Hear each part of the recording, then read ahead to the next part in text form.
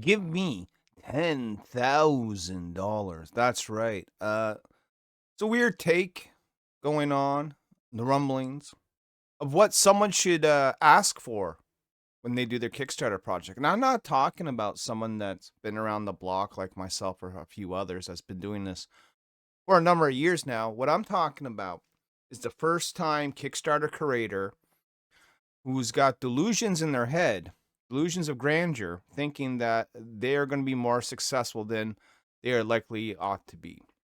So I was watching the Indie Comics Network earlier today.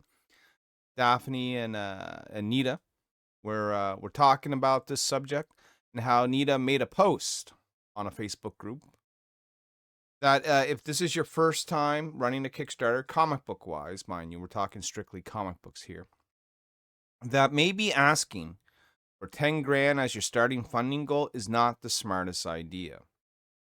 Now, keep in mind, this is just regular sound advice that I agree with, by the way. However, there were a number of people who did not agree. The only sad part is I don't have the the screenshots or the post to actually show you, because after Nita received about 100 different comments, she deleted the post. It was just sort of too much to deal with. Too many broken hearts, too many dreams were crushed, and not enough tissues were around. So let's break this down. $10,000 a first campaign. First of all, I've been doing this for nearly 10 years now. And granted, Nyobi's not, breaking records sales wise. It's not, Common America. It's not Lady Death. But we do okay. We do anywhere from $20,000 to $30,000 campaigns now. Nothing to shake a stick at, right?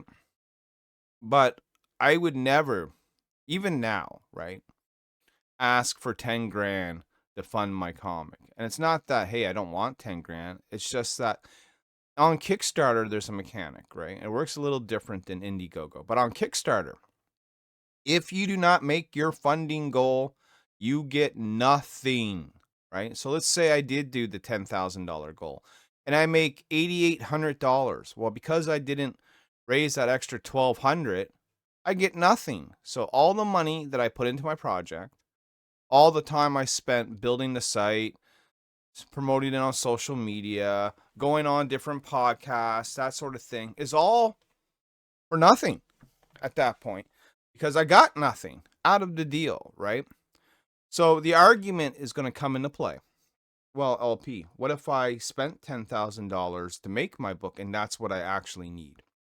Well, then you're in for a rough time, my friend. Because here's the thing. The average comic book takes about, and I know this from experience, and this is doing it on the cheap end, by the way, anywhere from about 3 to 7 grand to make. Now we're talking, on average, like, anywhere from $100 to $200 per page for lines and color, the cost for your letterer, okay, and then how many covers that you decide to do will also factor into that. But if you're doing Kickstarter, chances are you're going to have more than one cover for your book, right? You're probably going to have at least 3 or 4. And depending on who those artists are, they come with a different price tag, right? So a lot of times when you come out of the gate on your first Kickstarter, you are probably going to lose money. Hands down, you're probably going to lose money. And I'm going to show you.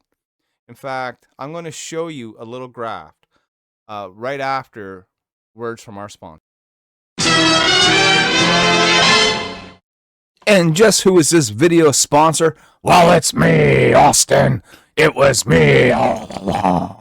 That's right, it's me, and I'm here to tell you about Nyobi Penguina, number 1 of 2, the crossover event of the year. If you like the old school Image crossover, think like Wolverine with Witchblade, that sort of vibe, then you are going to love Nyobi Penguina. I'm bringing my character Nyobi with Ben Dunn, founder of Antarctic Press's Penguina, for a 2-issue miniseries starting on Kickstarter here in about a week from the time that this video drops.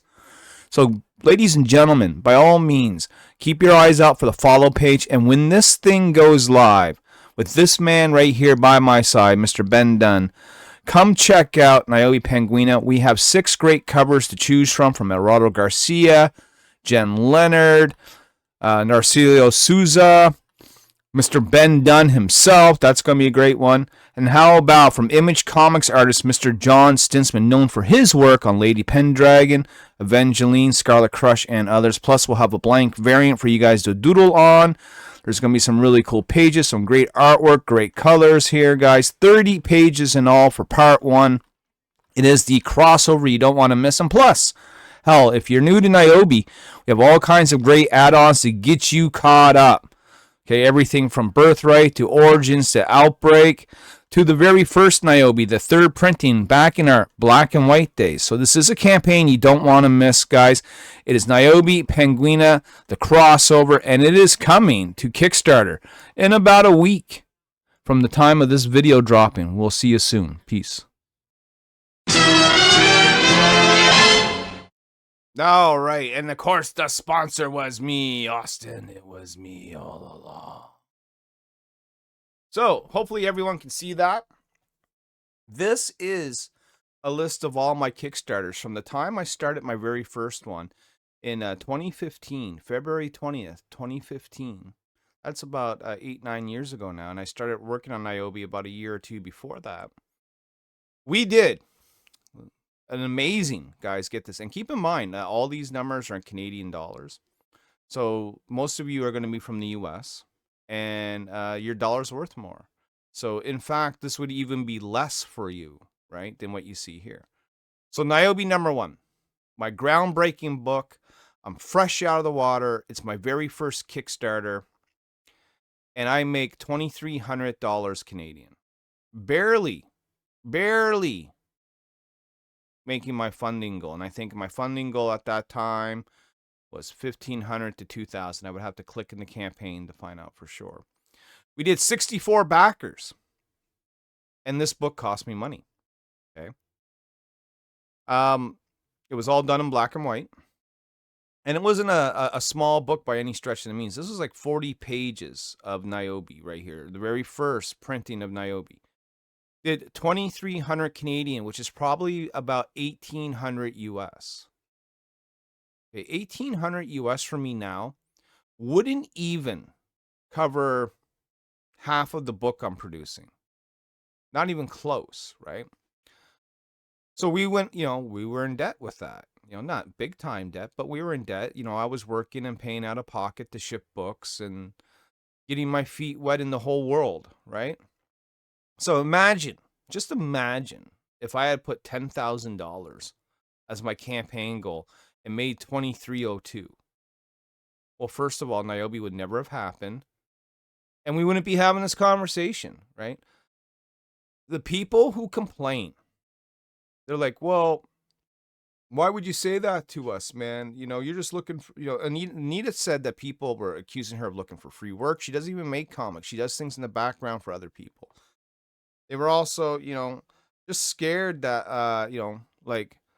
that they weren't going to make the grade that they think they were going to make. A lot of people come into this thinking they have the hottest thing since sliced bread. They really do, right? They think that, they got the big, fresh, new idea that they are going to make, 5 figures, maybe even 6 figures if you're really delusional. That video game options are going to open up, television, movies, toys. Congratulations to Tom Hutchinson, by the way, on his toy. But that's not really how the real comic book works. You got to fight for every single little table scrap you can get. Okay? Fight and claw your way up the ladder, like I've been trying to do. We look at Nyobi number 2. We did do just that. We made a couple of baby steps, right? And did we get to 10 grand? No. But what we did do in 2016, about a year later, was get to 2761 with 99 backers. So we got about an extra 35 backers out of the deal. And we made our second book. Did that still cost me money? Yes. Yes, it did. Even though it was black and white, I still have, because I'm not an artist, right? And this is the thing. If you're not an artist, you're paying for art.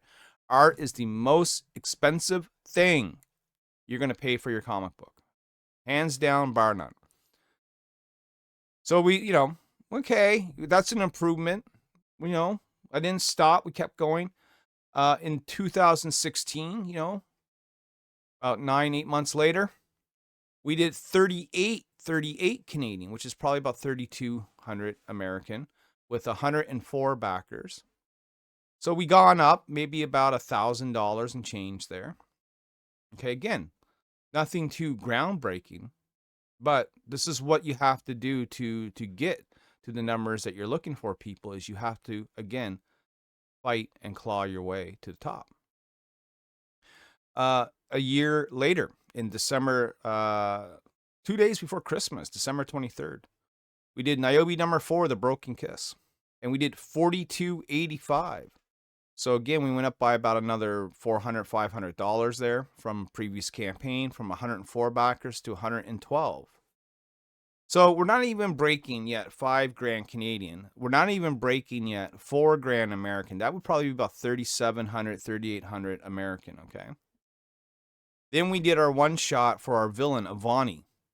And while she got 6 more backers, she made about $500 less in funding in 2019. So these first 5 books, right, were all done in black and white. And really, they were all done without me knowing too much about how to make a comic book. We were learning. We were getting our feet wet. We were babies learning to crawl. We weren't even walking yet, okay? But what had happened was there was a bit of a break, and the artist that I was working with went on to do his own projects. And I decided, that if we were going to make changes to the brand, to the Nyobicomic, that after Avani number 1, this was going to be the time for basically our soft reboot. So what does that mean? Well, it means that we started our storyline sort of over with new ones. We took on a different artist, and we went into color. Now, here's the amazing part. When we did all that, when we took a little bit of extra investment, is I ended up selling a comic book that was worth $1,000 that paid for a lot of the color of the next book, which was Nyobi Birthright right here. Number 1 of 2. And as you can see, what a significant jump, right? From 2019 to 2020, we went from 118 backers to 221. We went from 3,700 Canadian to 7,200 Canadian. Okay, that was double our money, And at that point, I thought, wow, things can't get any better from here, right? Wrong. We went ahead and then put out Nyobi Birthright number 2 several months later. And not only did we go from 221 backers, we went to 374 sexy backers strong. Went from 7,200 Canadian to 16,000 Canadian. Again, doubling our money right there. Man, this is the type of numbers that people are looking for now. But you know what? It took 5 years to get there. And then the journey doesn't stop yet, right? The journey doesn't stop yet. We did the Nyobi Origins. We gained another 26 backers to a 400 backer base, even from 16,000 Canadian to 24,000 and change Canadian, which is about 20 grand American, right? So now we're past the 10 grand mark, and now we're hitting the 20s, right? Then we did Nyobi Outbreak number 1. 454 sexy backers strong. Went from 24,000 and change to almost 31,000 Canadian, which is probably about 26,000 US. Now we're getting into, we're approaching that 30 mark American. We're getting there, right? Now, we also did trade paperback. This was just extra money, guys. Extra money for work that was already had been done. Okay, we did a couple of covers for the trade, and that's it. So work for that already had been done earned us almost 14,000 Canadian. Now keep in mind, we still have to print and ship these books, but I do get to keep whatever was left of that, and that helped fund more books, right? We also did Nyobi Outbreak number 2, which did 21,000 Canadian with 408 backers. So we, didn't quite as, do as well as number 1 with number 2, but that's to be expected. People buy number 1s, right? We did, though, almost 16,000 with our new IP, Savage Sin, with 428 backers.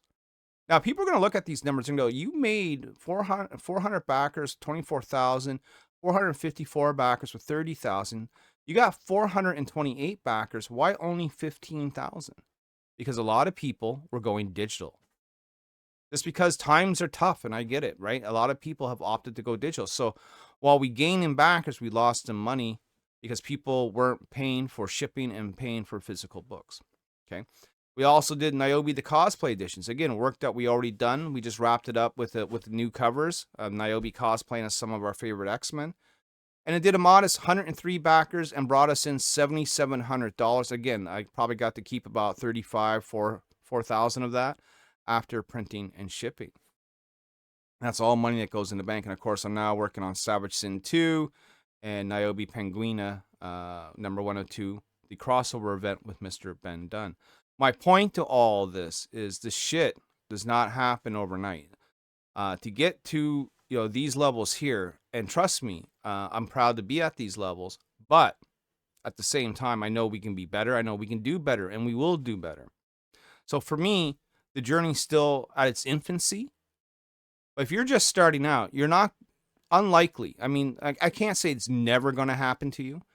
There have been exceptions to the rule, but keep in mind, those are indeed just exceptions to the rule. Chances are, this is your journey. And if you want to be involved in this, you got to be prepared for that. You got to be prepared that it's going to take years. You got to prepare that you might go into debt. You got to prepare that even you do everything right, that it still may not happen for you. Okay? You have a better chance of winning the lottery than you do at striking big in comics. And that's not to deter anyone. That is to light a fire under your ass, okay?